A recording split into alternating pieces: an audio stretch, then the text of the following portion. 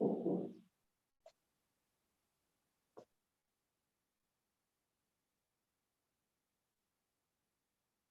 जी, good morning. Good morning good sir. Morning sir. बहुत बढ़िया। कितने अच्छे बच्चे हो सब लोग आप। चलिए, तो हम लोगों का जेआईबी पीपीबी में यूनिट नंबर 10 होगा। बट ये यूनिट पैरेलली इम्पोर्टेंट है सीआईबी के लिए भी। उसका कारण क्या है कि foreign currency account for resident and other aspect इसमें। तो रेजिडेंट भी फॉरेन करेंसी अकाउंट खोल सकते हैं। सबसे पहले इसके बारे में बात की जाएगी। बोलिए, आपको मालूम है कि वो जो रेजिडेंट है वो भी फॉरेन करेंसी अकाउंट खोल सकते हैं? Yes sir, yes sir. कोई एक आध अकाउंट का नाम बताएंगे आप? RFC and RFC-D। RFC and RFC-D, इन दोनों में एक फर्क तो है। RFC-D जो कभी बाहर गया ही नहीं। RFC जो बाहर तो गया था बट वो अब परमानेंटली सेटल हो गया। ठीक है, तो परमानेंटली अगर कोई बाहर से आ गया है तो एनआरआई होगा या एनआरआई होगा? दोनों से कुछ भी हो सकते, NRI भी हो सकते हैं या PIO भी हो सकते हैं। हाँ, लेकिन जो कहता है कि मैं परमानेंटली सेटल हो गया तो उसका एनआरआई का स्टेटस फिर वहां पर क्या हो जाएगा? रेसिडेंट। खत्म हो जाएगा। क्योंकि एनआरआई के लिए कंडीशन है। क्या कंडीशन है? 182 डेज। वो 182 डेज इंडिया में नहीं रहा हो, उससे ज्यादा ना रहा हो। उससे ज्यादा ना रहा का मतलब वो इंडिया में नहीं रहा तो कहाँ रहा? है। बाहर रहा हो। ठीक है। और बाकी कुछ लोग ऐसे होते हैं जो कभी बाहर गए ही नहीं। अच्छा, एक और अकाउंट होता है EEFC, सुना आपने? Exchange earner foreign currency account. Business purpose के लिए जो खोला जाता है। हाँ, तो वो भी तो इंडियंस होते हैं।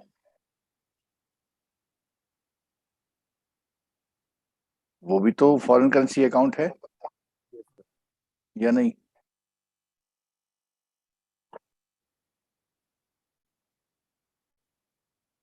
बोलिए बोलिए। Exchange earner foreign currency account भी तो इंडियंस खोल रहे हैं और वो की उसमें भी फॉरेन करेंसी होती है, तो उसको भी हम ये बोल सकते हैं वो भी रेजिडेंटों का अकाउंट है। ठीक है। अच्छा, और एक और अकाउंट होता है DDA, diamond dollar account. Yes sir, yes sir. होता है। आप जो वो कौन खोलते हैं? बताए बताओ, वो कौन खोलते हैं? बता रहे थे सर, जो सूरत के हीरा व्यापारी लोग वगैरह खोलते हैं और मल्टीपल करेंसी में खोलते हैं। हाँ, तो वो भी तो फॉरेन करेंसी है ना, और वो भी इंडियन खोल रहे हैं, तो एक और अकाउंट आ गया। ठीक है। तो इस तरह से देखा जाए तो RFC, DDA, EFC, ये तीन तरह के अकाउंट हैं जो कौन खोल सकते हैं इस अकाउंट को? Resident Indian foreign currency. हाँ, रेजिडेंट इंडियन खोलते हैं और किस करेंसी में? फॉरेन करेंसी में। तो चलो कंटेंट की तरफ चलते हैं। जो आपका बुक का कंटेंट है उसकी तरफ चलते हैं। उसमें डिटेल हम लोग स्टडी करते हैं कि कैसे कैसे क्या चीज है। ठीक है। किसी के वहां से कोई गड़बड़ सी आ रही है, देखो जरा। ऐसा लग रहा हो वो पानी भरने गए हैं।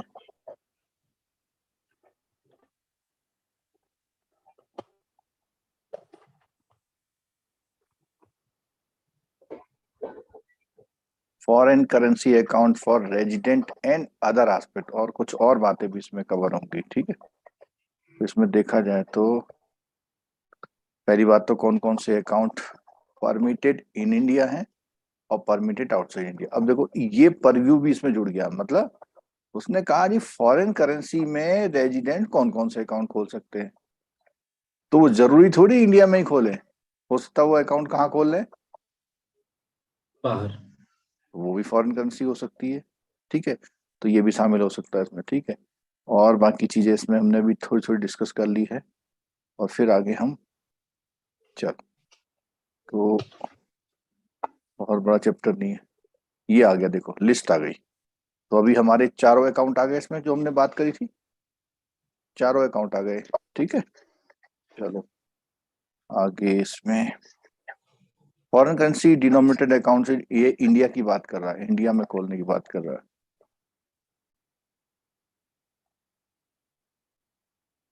पहला वाला ईएफसी, तो ईएफसी अकाउंट एक जनरल टर्म में बात करें तो ये कौन लोग खोलते हैं अधिकतर?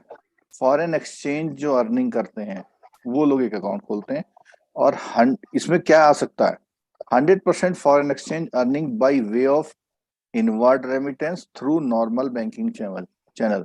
अगर बाहर से आप पैसा मंगा रहे हैं और आप चाहते हैं वो पैसा किस में रखें? फॉरेन करेंसी में, तो उसके लिए अकाउंट है। अगर आप रुपी में रखते हैं तो एनआरई या एनआरओ में जमा कर सकते हैं। ठीक है, और ये किस लिए होना चाहिए पर्पज? हमने बता रखा पहले से ही, ट्रेड के लिए होना चाहिए। ठीक है, लेन देन के लिए। ठीक है, advance remittance receive towards the export of goods और सर्विस, ये वही ट्रेड का पैसा है आपका, आपने कोई चीज सेल करी है उसका पैसा है। कोई प्रोफेशनल अर्निंग कर रहे हैं आप, ठीक है, डायरेक्टर की फीस है, कंसल्टेंसी वगैरह वगैरह, receive a professional rendering service individual capacity, तो वो भी आ सकता है इसमें। इंटरेस्ट, अगर interest earn on the funds held in account, किसी अकाउंट का इंटरेस्ट भी आप इसमें ले सकते हैं। ठीक है, री credit of unutilise foreign currency earlier withdrawn from the account, मतलब आपने किसी अकाउंट से डेबिट कर ली थी और अभी यूटिलाइज नहीं कर पाए, तो आप उस अमाउंट को भी इस अकाउंट में क्या कर सकते हैं?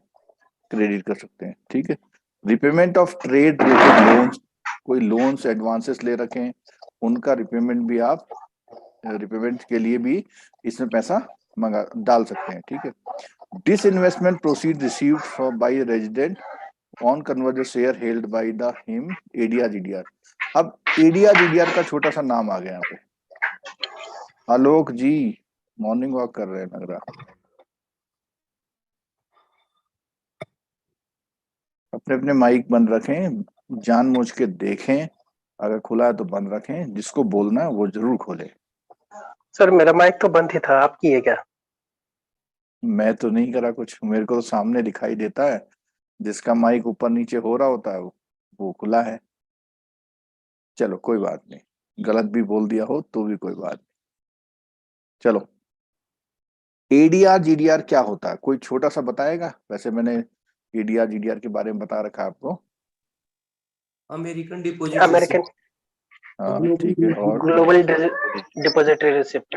चलो 2 मिनट लेंगे आपका, एडीआर जीडीआर से रिलेटेड, एडीआर और जीडीआर से रिलेटेड। ठीक है, तो इसमें होता क्या है, जैसे मान लिया इंडिया में एक कंपनी है टाटा, ठीक है, ये कंपनी चली गई यूएसए, वहां के स्टॉक एक्सचेंज में अपने आप को इसने लिस्ट कराया और वहां की पॉपुलेशन से क्या करा लिया? इन्वेस्टमेंट करा लिया एज शेयर। यानी यहाँ के लोगों ने, अमेरिका के लोगों ने अगर टाटा की कंपनी के शेयर यहाँ बैठे बैठे खरीद लिए तो ये क्या कहलाएगी? एडीआर। ठीक है, और अगर यहाँ के लोगों ने टाटा के शेयर खरीदे तो क्या कहलाएंगे?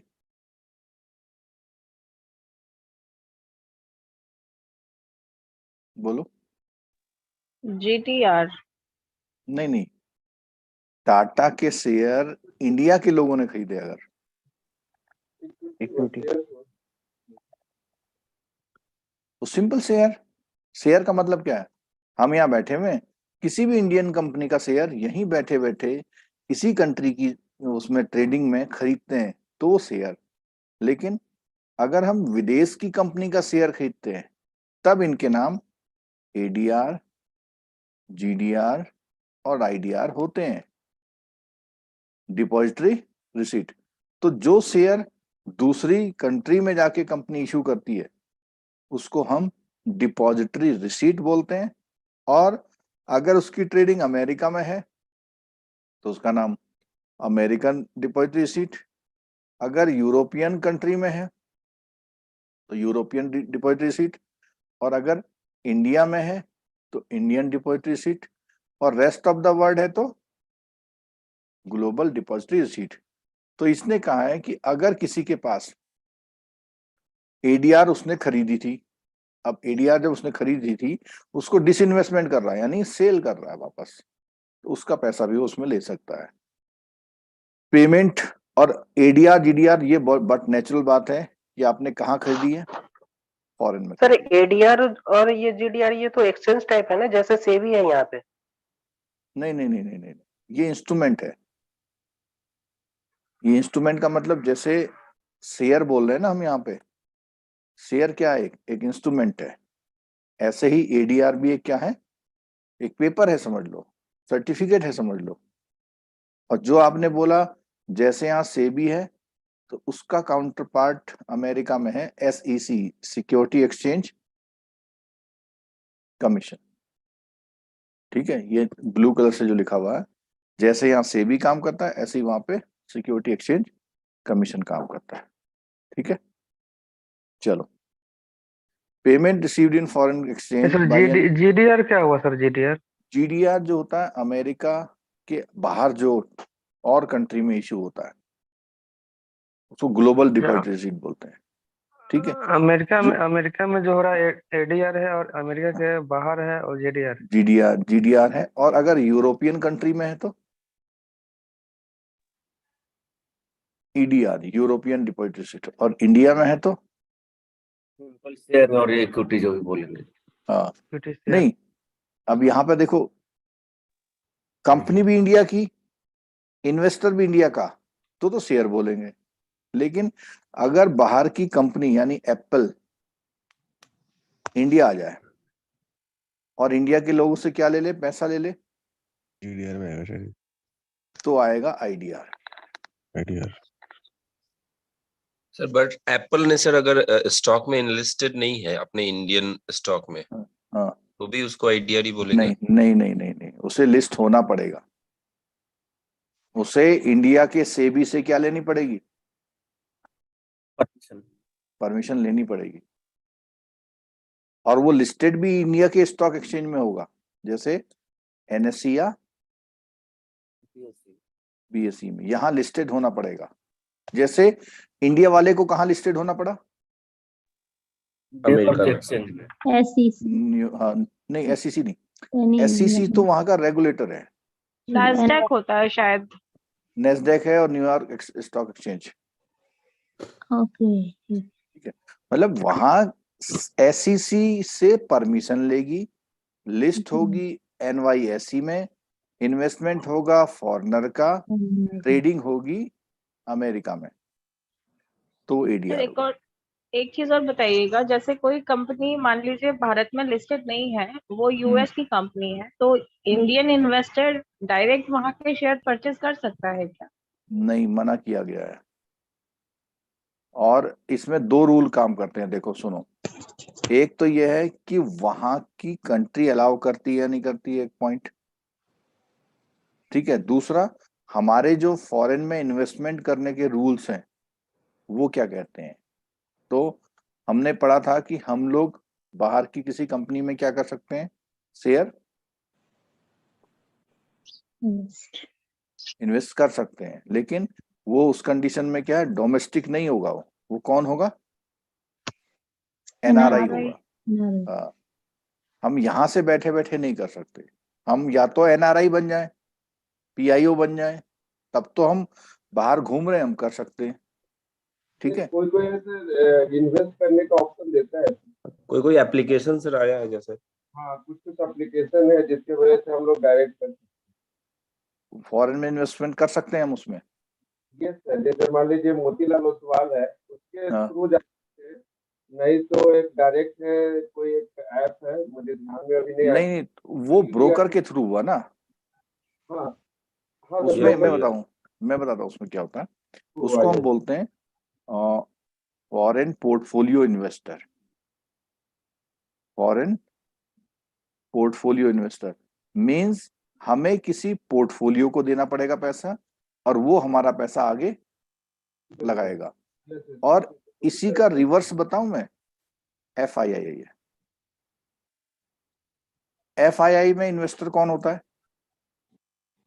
फॉरेनर होगा। फॉरेनर। फॉरेन, फॉरेनर नहीं, फॉरेन इंस्टीट्यूशन होता है। ओके फॉरेन फॉरेन के कौन है?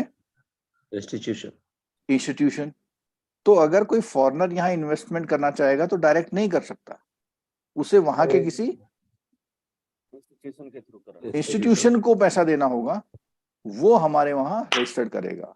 ठीक है, तो यही प्रोसेस हमारे वहां, तो ये प्रोसेस है कि कोई भी फॉरेनर यहाँ डायरेक्ट इन्वेस्टमेंट नहीं कर सकता, उसे वहां के किसी इंस्टीट्यूशन में अपना पैसा लगाना होगा, वो फिर यहाँ इन्वेस्टमेंट करेगा। ठीक है, और जैसा आप लोग बता रहे हैं तो वो किसी ब्रोकर के थ्रू कर रहे हैं, इसका मतलब क्या है, वो भी किसी इंस्टीट्यूशन के थ्रू पैसा कर रहे हैं। ठीक है, मोतीलाल सवाल वगैरह करके जो ज्यादातर ये है वो लोग करते ही इसी तरह। कोटक भी है। नहीं, ये तो ट्रेडिंग प्लेटफॉर्म है और ये ब्रोकर है बेसिकली। तो ये ब्रोकरों ने वहां के किसी इंस्टीट्यूशन से क्या करा होगा, कोई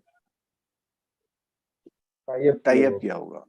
ठीक है, और एक बात और है, अगर कोई ऑस्ट्रेलियन इंडिया में इन्वेस्टमेंट करना चाहता है तो, अच्छा, अगर आप इंडिया में हैं और इंडिया में शेयर मार्केट में इन्वेस्टमेंट करना चाहते हैं तो क्या करना पड़ेगा आपको?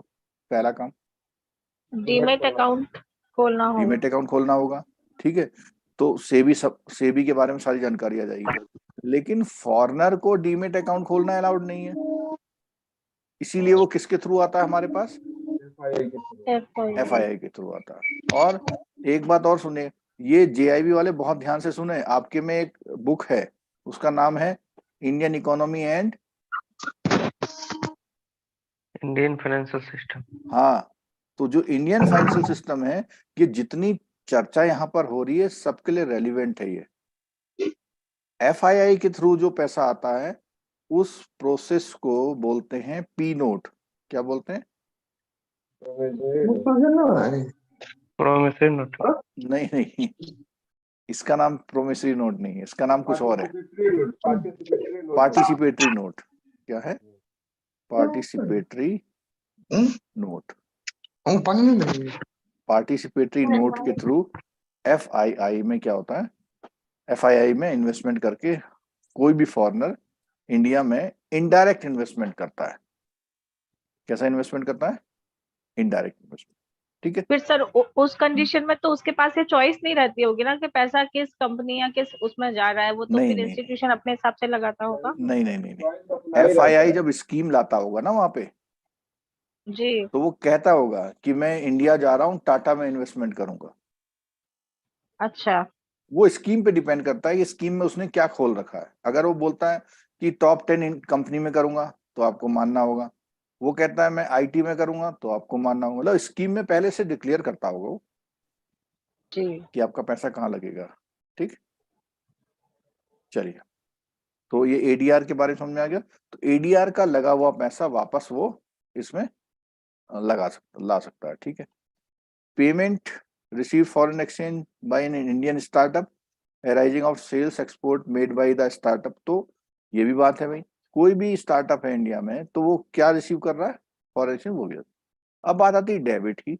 तो जैसा हम ऊपर समझ गए कि भैया इन कामों के लिए क्रेडिट हो सकता है, तो उसी के रिवर्स कामों के लिए वो डेबिट भी हो सकता है। क्या डेबिट होता है?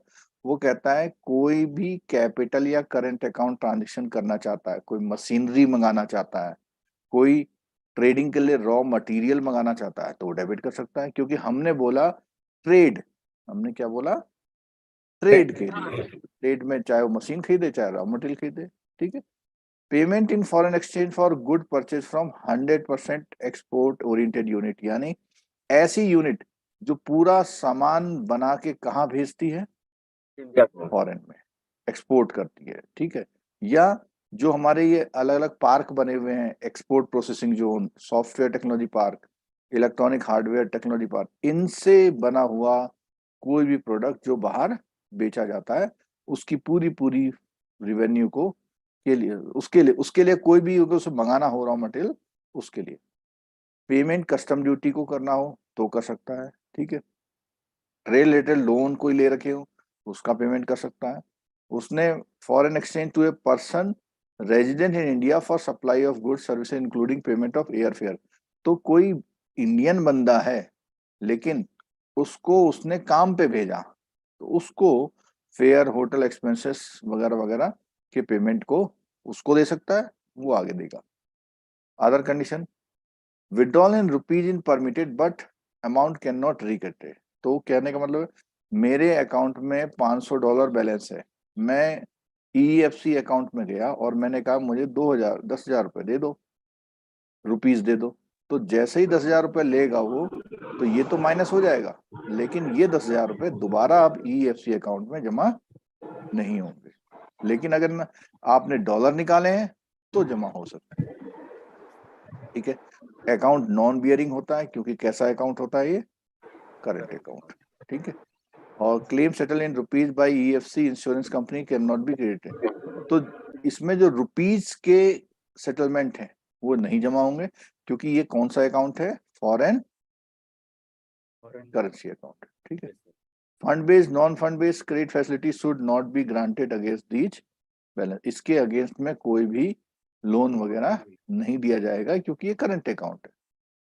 Can be use to repay packing credit advance, अगर आपने पहले से कोई लोन ले रखा है, पैकिंग क्रेडिट को बोलते हैं प्रीशिपमेंट, तो उसका पेमेंट इससे आप कर सकते हैं। चलो, सेकंड अकाउंट आता है RFC। RFC में हमने बताया कोई भी रेजिडेंट इंडिया है उसको RFC अकाउंट खोलने की परमिशन है। क्या क्या जमा कर सकता है, उसको पेंशन आ रही है, सुपर एन्युएशन यानी रिटायरमेंट के बेनिफिट हैं, कोई और मॉनेटरी बेनिफिट है जब वो किसी बाहर की कंपनी का क्या है, एम्प्लॉय है।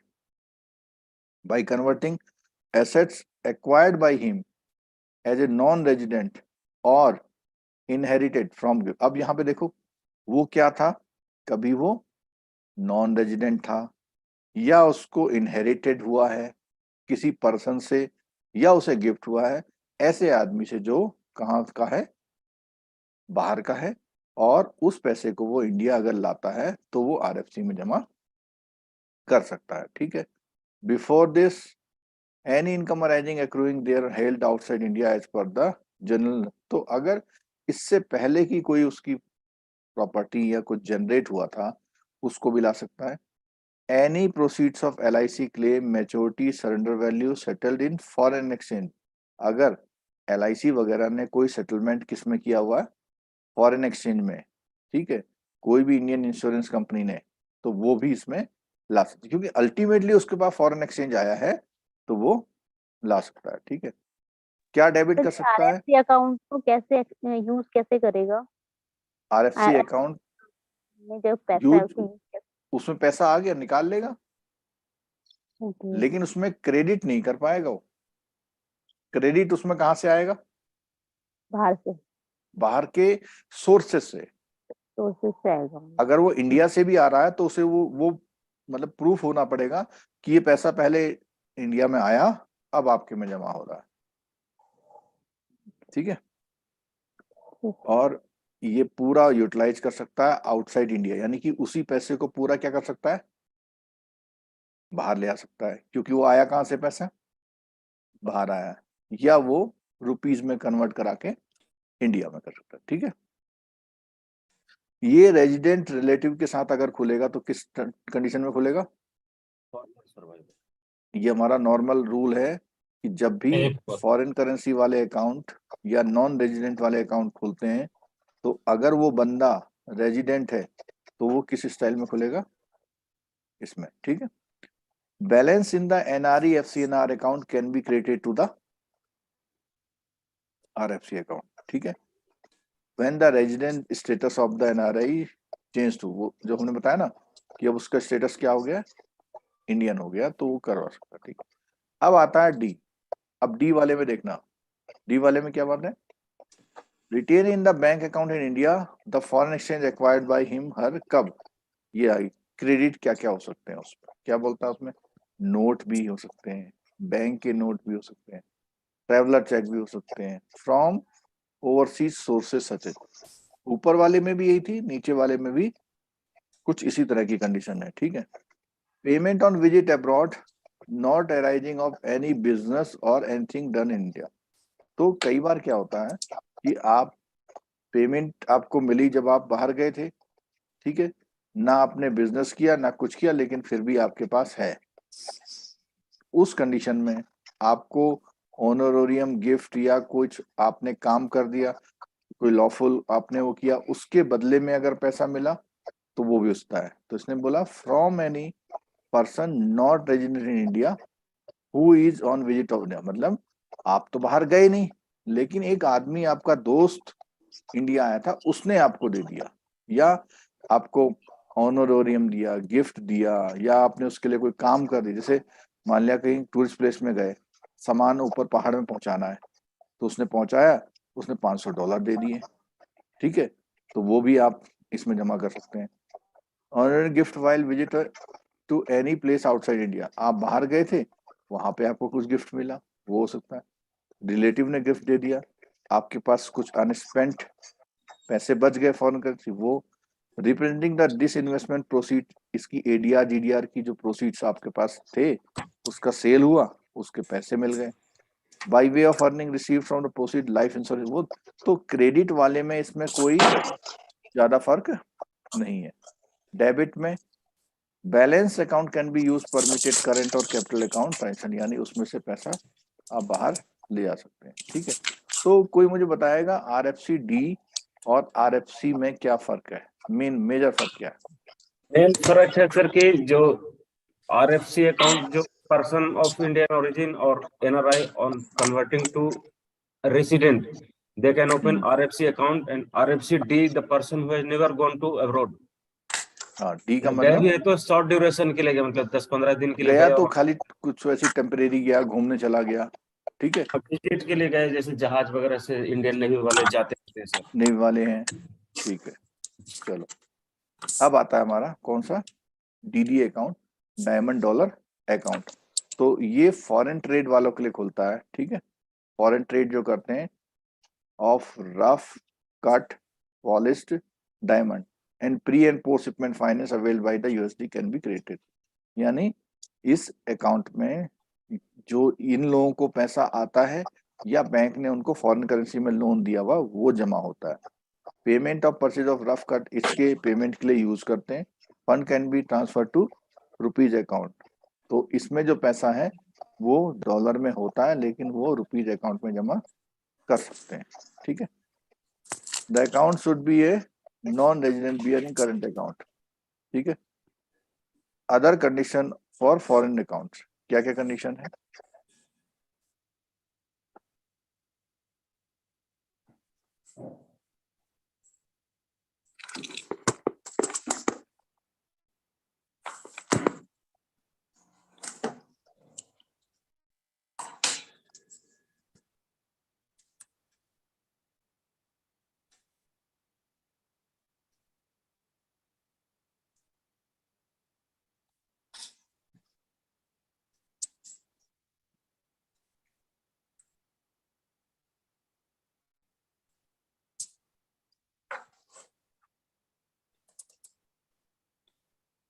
चलिए अगला है point, other condition for foreign currency account.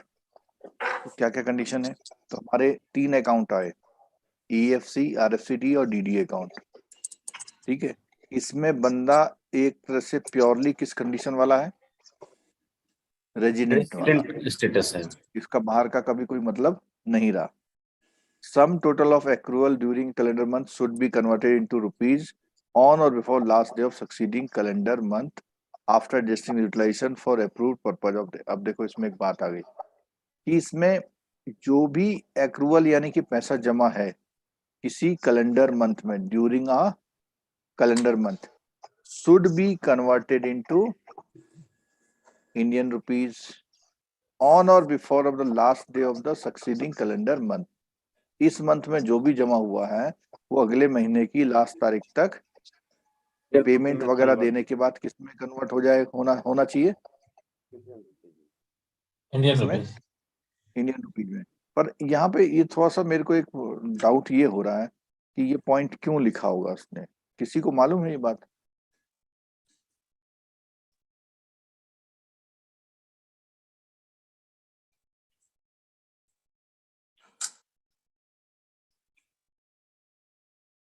या तो ये कह रहा है कि अगर आपका इसमें बैलेंस है तो आप इसमें डाल लो, अगर आपको बचा के रखना है पैसा तो, और नहीं रखना है तो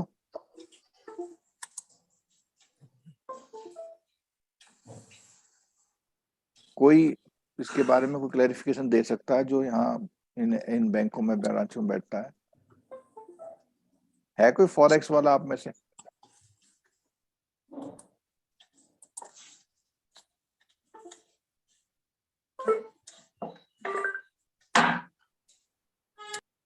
कोई नहीं है, चलो चलो फिर एज इट इज जो लाइन पढ़ रहे हैं हम वो सुन लो।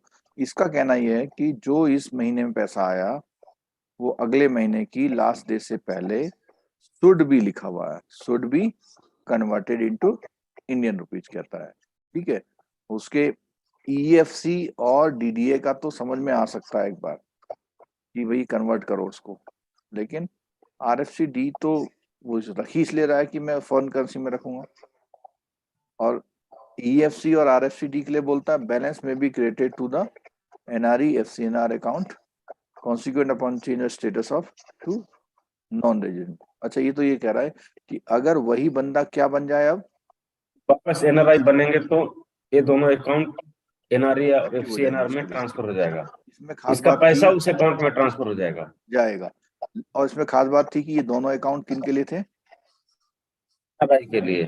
एनआरआई के लिए थे, ठीक है। Other specific category permitted to maintain foreign currency account, foreign currency denominated account can be held in India by the following specific category. क्या क्या हो सकता है, कौन कौन अपने पास फॉरेन करेंसी डिनोमिनेटेड अकाउंट खोल सकते हैं?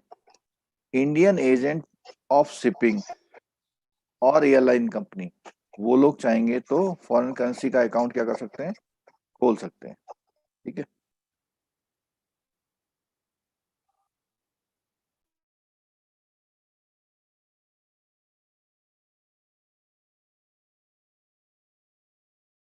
They can maintain account for local expenses of the overseas company, credit from the freight और passage fare collection। तो जो उसके बाद जो पैसा आता है उसको कर सकते हैं from each principal outside India are allowed, मतलब बाहर का जो उनका मेन बंदा है वो चाहे तो इसमें यहाँ पर फॉरेन करेंसी में पैसा भेज सकता है। Ship Manning crew managing staff agency जो होती हैं, क्योंकि उनको क्या करना होता है, उनके एम्प्लॉय को फॉरेन करेंसी में पेमेंट करना पड़ सकता है, इसलिए वो उनको एक अकाउंट खोलने की परमिशन है। Credit only inward remittance through normal banking channel, और debit for expenses is connection with the management of the ship, तो उसी के खर्चे के लिए वो डेबिट कर सकते हैं और पैसा उसको बाहर से नॉर्मल बैंकिंग चैनल से आ सकता है।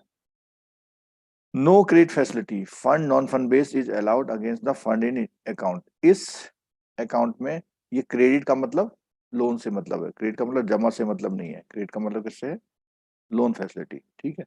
तो उसको कोई भी, क्योंकि ये जो अकाउंट होते हैं ये ट्रेडिंग पर्पज के होते हैं, bank need to keep prescribe reserve for the such account. No EFC facility allowed for remittance received in this account, ये इन लोगों के लिए है।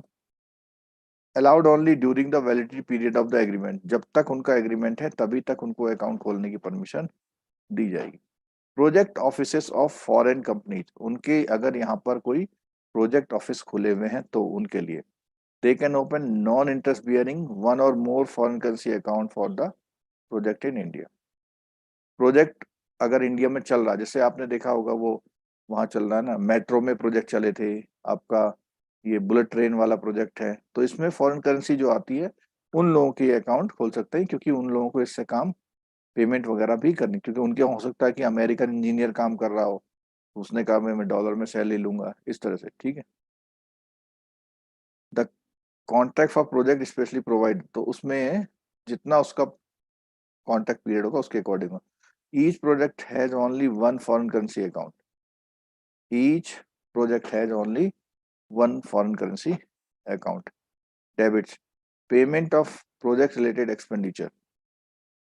Credits foreign currency received from the project sanctioning authority, तो वो उनको अगर पैसा आ रहा है तो वो जमा कर सकते हैं। Remittance from parent group company, उसी की इससे रिलेटेड कोई कंपनी है वो उसमें पैसा जमा कर सकती है। टू बी क्लोज ऑन कर, जैसे ही प्रोजेक्ट पूरा होगा खाता बंद करना होगा। Inter project transfer with prior, मतलब उसके एक प्रोजेक्ट चल रहा है और दो चल रहा है, यहाँ से यहाँ वो $5 मिलियन शिफ्ट करना चाहता है तो कर सकता है, लेकिन उसके लिए आरबीआई से परमिशन लेनी पड़ेगी। In case of dispute between project office, project authority और other government non government agency, balance is converted. अगर डिस्प्यूट होता है और पता नहीं लग रहा भैया कब तक चलेगा, तो उसे क्या करना पड़ेगा, वो पैसा रुपीज में कन्वर्ट कराना पड़ेगा। ठीक है। Organiser of international seminar conference convention अगर हो रही है तो उसके लिए पैसा आ सकता है। बेसिकली अगर ये माना जाए कि कोई ऐसा पर्पज जो इंटरनेशनल लेवल पे हो, चाहे वो ट्रेड पे हो, प्रोजेक्ट पे हो, सेमिनार पे हो, तो वहां का पैसा इसमें आ सकता है और उसी कामों के लिए खर्च भी हो सकता है। ठीक है। एक्सपोर्टर ऑफ स्पेसिफाइड गुड्स और services on deferred payment term.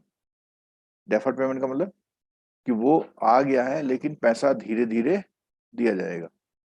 On A construction contract और ए टर्न की project outside India or services of engineer goods from India, deferred payment term can hold a foreign currency Bank India if approval। तो इसमें क्या है, वो पहले से उसने पैसा $5 मिलियन अकाउंट में डाल लिया, वो उसको होल्ड करेगा और टाइम टाइम पे जहां भेजना होगा वो पैसा भेजता रह सकता है। ठीक है।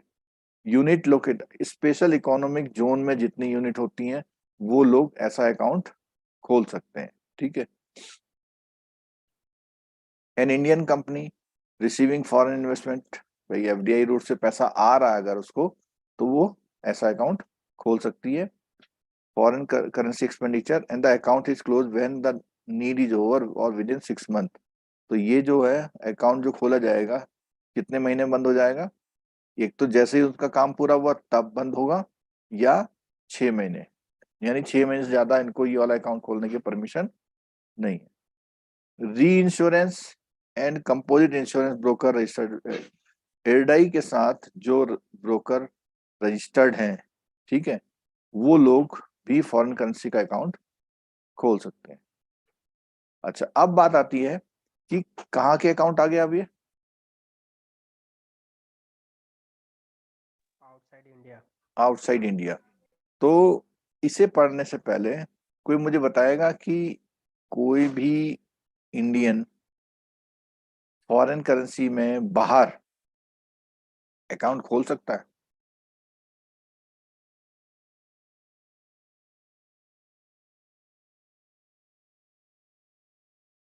हमने जब क्लास ली थी तो उसमें बिजनेस पर्पज में एक तो डीडीए अकाउंट बताया था, एक ईएफसी बताया था, और एक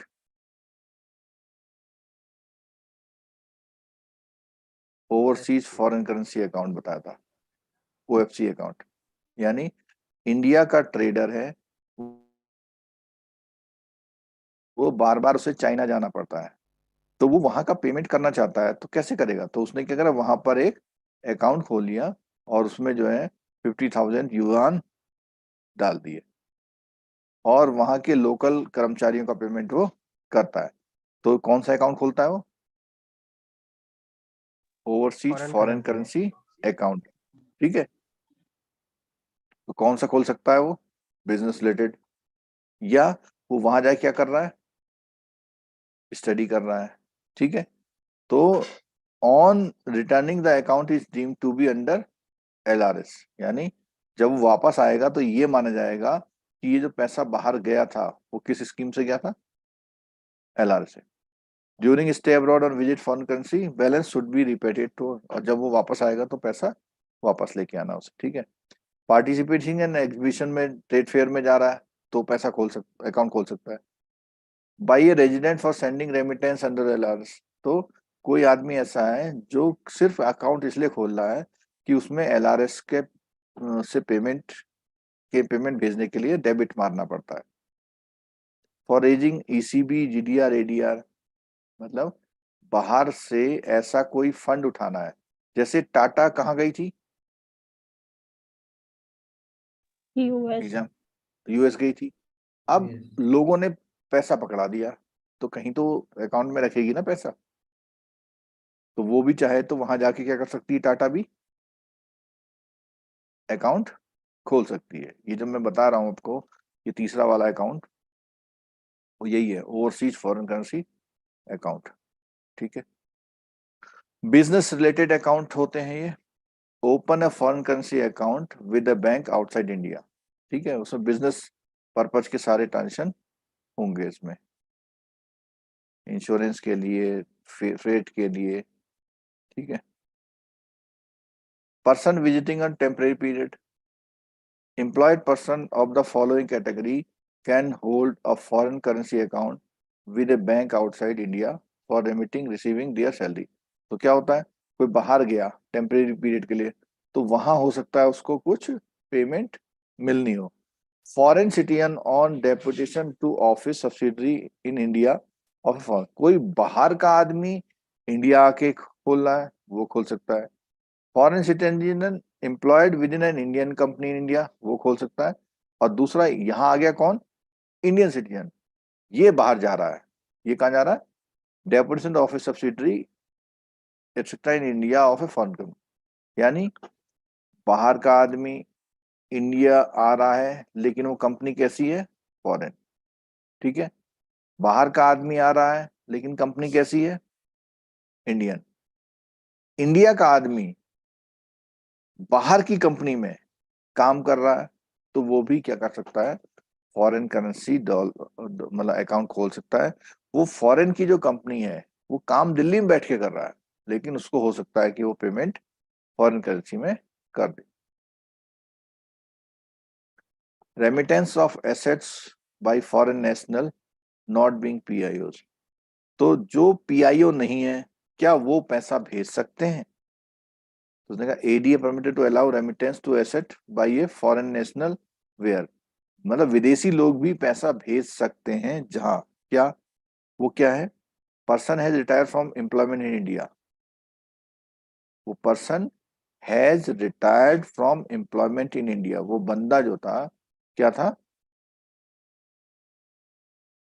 इंडिया यहां में पर वर्क कर रहा रिटायर था। हुआ है तो अपना पैसा क्या कर सकता है, वो बाहर ले आ सकता है। ठीक है, person has inherited from person referred in section 565 of the act, अगर वो इंडिया में था और इंडिया में उसने फॉरेन करेंसी क्या करी, इनहेरिट करी है, तो उसको भी वो क्या कर सकता है, बाहर ले आ सकता है। The person in is a non resident widow widower and has inherited asset from the deceased spouse of the who is national Indian national resident India, यानी वो है तो बाहर का लेकिन यहाँ उसने किसी से शादी कर ली और उसकी डेथ हो गई। ठीक है, तो वो भी क्या कर सकता है, उस पैसे को भी बाहर ले आ, क्योंकि वो यहाँ किसके लिए छोड़ के जाएगा, ए है और बी है, बी जो है वाइफ है और एनआरआई है, ए जो है हस्बैंड है और रेजिडेंट इंडियन है। तो इसकी डेथ हो गई, अब ये बी अपनी कंट्री में जाना चाहता है तो जो भी एसेट यहाँ पर किसके थे, ए के, उसको क्या कर सकता है, ले आ सकता है। ठीक है, a foreign student in India has completed studies in India, there are subject to certain condition not enumerated here, कुछ और कंडीशन भी है यहाँ पे। ठीक है,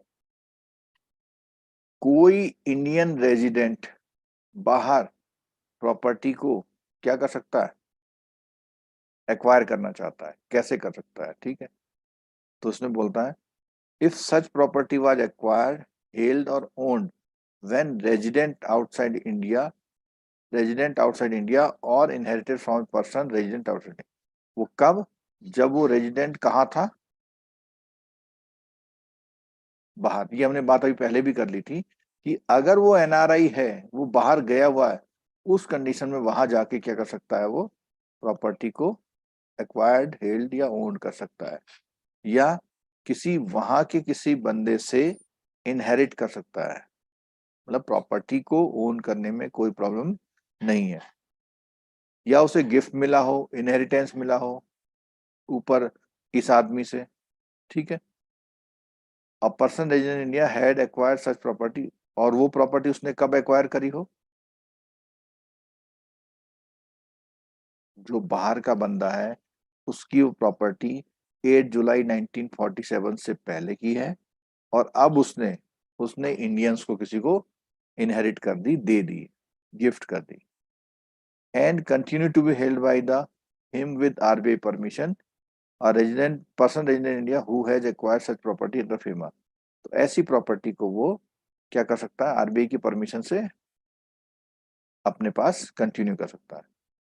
purchase out of foreign exchange in RFC account अंदर, तो अब अगर उसके पास कौन से अकाउंट में बैलेंस है? आरएफसी अकाउंट में अगर उसके पास बैलेंस है तो उस पैसे को भी बाहर भेज के वो क्या कर सकता है? प्रॉपर्टी को ओन कर सकता है। Acquired jointly when relative outside India with no outflow of the fund from India, मतलब वो A और B हैं, A इंडिया में है, B बाहर है, और पैसा यहां से नहीं गया, इस बंदे ने पैसा दिया, तो ये A बंदा उसके साथ क्या हो सकता है? जॉइंट हो सकता है। पेमेंट किसने किया? जो कहां पर है? बाहर है, उसने पेमेंट किया। ठीक है।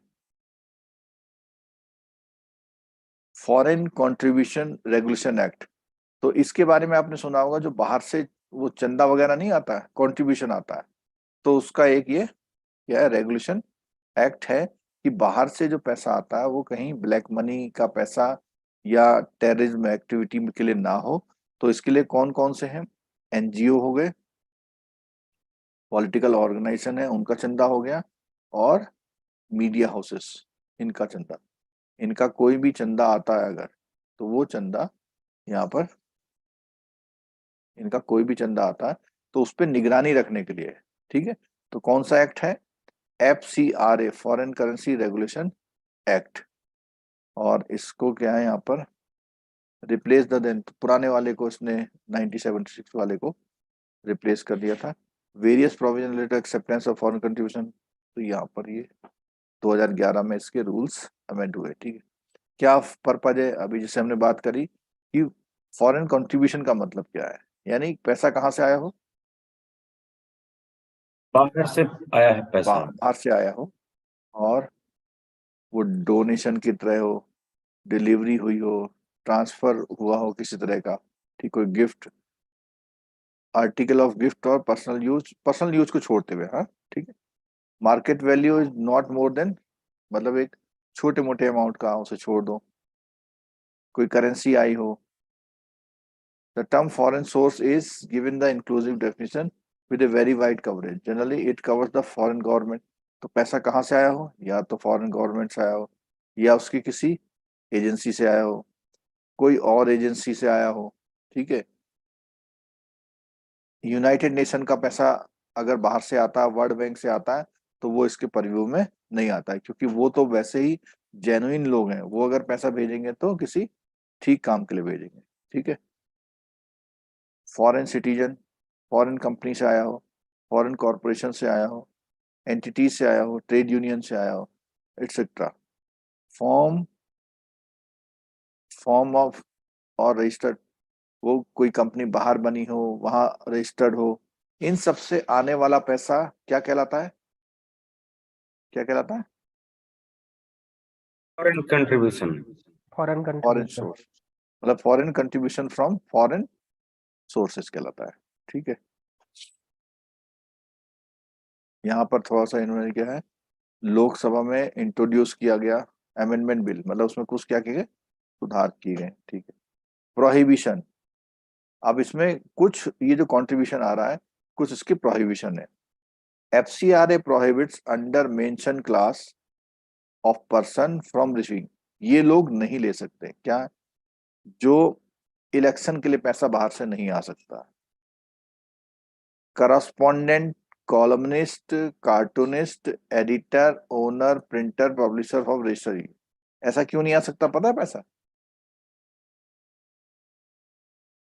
बोलो। पैसे लेके कुछ फेक गलत न्यूज बनाएंगे। एक्टिविटी करा सके ऐसा कुछ। हाँ, पता लगा वो कार्टूनिस्ट है, उसको $10 लाख दिए, उसने ऐसा कार्टून बना दिया कि बवाल मच गया इंडिया में। ऐसा लेख लिख दिया, ऐसा ओनर, प्रिंटर, पब्लिशर, मतलब एक तरह से ऐसी चीज स्प्रेड, इसको बोलते हैं हम लोग मीडिया में। अभी फॉरेन कंट्रीब्यूशन क्या है, नॉट अलाउड है, क्योंकि डर होता है कि अगर ये कब्जे में आ गया तो एक ही दिन में कांड हो जाएगा। ठीक है, चलो ये अगला। इलेक्शन के लिए अगर पैसा नहीं आ सकता तो फिर पार्टियां मंगवाती कैसे है सर, बाहर से कंट्रीब्यूशन कैसे लेती है? नहीं, वो इलेक्शन के लिए नहीं ले सकती, अपने संस्था चलाने के लिए ले सकती है, डोनेशन के लिए ले सकती है, अपने कार्यकर्ताओं के खाने पीने के लिए ले सकती है, लेकिन इलेक्शन के लिए नहीं लेगी। इलेक्शन का मतलब जो इलेक्शन में खर्चे नहीं होते हैं, यस सर। इलेक्शन में खर्चे होते हैं कि भाई आपने बैनर छपवाए, ये छपवाए, उसके लिए पैसा बाहर से नहीं आ सकता। लेकिन पार्टी फंड में पैसा आने का मतलब, हो सकता पार्टी अपना ऑफिस खोल रही हो, उसके इलेक्शन से कोई मतलब नहीं है। इलेक्शन के लिए तो सर अंबानी अडानी से आता है बस। हाँ, कॉर्पोरेट से आता है। Yes, जो इलेक्शन के लिए पैसा आता है पार्टियों के पास, कॉर्पोरेट से आता है, और वो पैसा डोमेस्टिक डोनेशन में आता है, yes sir. Domestic donation. Correspondent संवाददाता के बारे में बात करें ना, लाइन बी। हाँ, वो जो न्यूज़पेपर वाले होते हैं, बट उनको आता है सर। उनको यहाँ तो मना कर रहा है। एक बार जहानाबाद में जेल ब्रेक हुआ था, तो जो रिपोर्टर थे वो बीबीसी को पहले रिपोर्ट किए, अपने लोकल वाले को नहीं रिपोर्ट किए, तो वहां से उनको 90 पाउंड का डॉलर आया था सर, 90 पाउंड का चेक आया था। हाँ, तो वो यही तो मना कर रहा है। नहीं, कब अब आया? नहीं, वो चोरी छुपे आ गया होगा, लेकिन अब अब जैसे अभी आप ये क्लास पढ़ रहे हैं और आपको दिखा है कोई करस्पॉन्डेंट है और वो अपने खाते में $90 जमा कर रहा है, तो आप उनसे इंक्वायर कर सकते हैं। वो गलत आया ना फिर, ठीक है, ये यहाँ पे प्रोहिबिट कर रहा है, क्योंकि मीडिया में, प्रिंट मीडिया में फॉरेन इन्वेस्टमेंट अलाउड नहीं है अभी तक। ठीक है, चलो, कोई पब्लिक सर्वेंट है, जज है, गवर्नमेंट है, ये लोग हैं, तो उसमें नहीं हो सकता। Member of any legislature, member of any legislature, किसी भी जो लेजिस्लेटिव असेंबली होती है, एमएलए, एमएलसी, वो सब कुछ है, उनको नहीं आ सकता। पॉलिटिकल पार्टी और ऑफिस बियरर, मतलब उसके कंट्रोलर हैं, पॉलिटिकल पार्टी और ऑफिस बियरर्स, उनके उनको संभालने वाले हैं। ठीक है, organisation of political nature as may be specified, इन लोगों को पॉलिटिकल नेचर का कोई ऑर्गेनाइजेशन है। Association company engage in production and broadcast of audio news, audio visual, वही वाली बात आ गई ना, media, news, current affair programme, इनको भी बाहर से पैसा नहीं आ सकता। करस्पॉन्डेंट, कॉम्युनिस्ट, कार्टूनिस्ट और association referred to a zero, इनको नहीं आ सकता पैसा। पब्लिक सर्वेंट में जैसा सेक्शन 20 इंडियन पेनल कोड में डिफाइन है। कॉरपोरेशन में जैसा कि कंपनी एक्ट में डिफाइन है उनको। ठीक है, चलो ये थोड़ा सा रह गया है, इसको कल की क्लास में पूरा करेंगे, कल एक रैप अप भी कर देंगे। ठीक है, तो इस तरह से ये टॉपिक जो हमारा, बहुत तीनों टॉपिक 8, 9 और 10, जेआईबी वालों, ये टॉपिक आपका इस तरह कराया है, अगर आप इसको रिवाइज टाइप का करते रहते हैं तो इसमें से सॉलिड चांसेस हैं कि आपके मार्क्स वो हो जाएंगे। ठीक है, कवर हो जाएगा। चलो ठीक है।